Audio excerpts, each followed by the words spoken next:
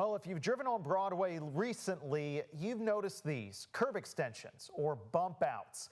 This is actually part of a $1.7 million state project to try and improve safety on the busy and at times dangerous street. The vacant lots and buildings and boarded up windows, they're up and down Broadway. And for nearly 10 years, the city has tried to look at a whole new way to reimagine the corridor. It's a project called simply Broadway All the Way.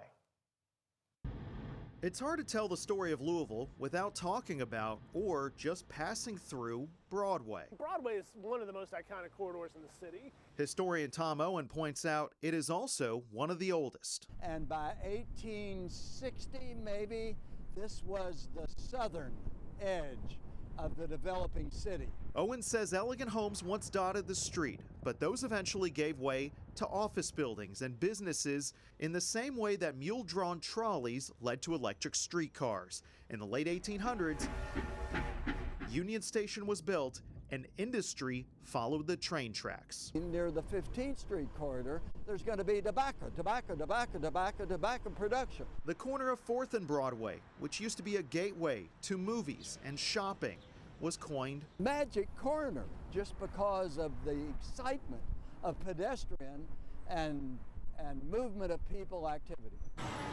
When cars and buses took over the roads, Owen says Broadway transitioned from a hot hub to more of a means to get out. And they want to get there as fast as they can. And that, for better or for worse, this is wide Broadway, is how we know Broadway now. Broadway is notoriously on our high entry network every year.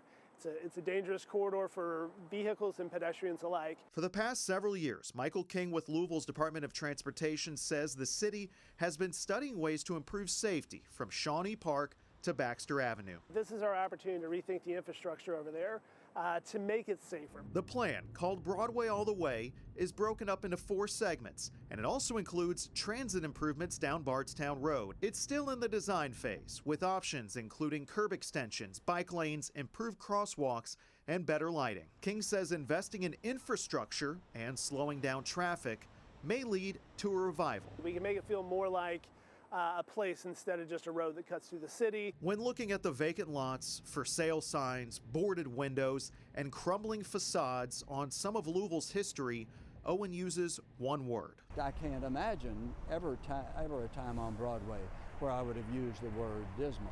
But yes, this intersection right here is dismal.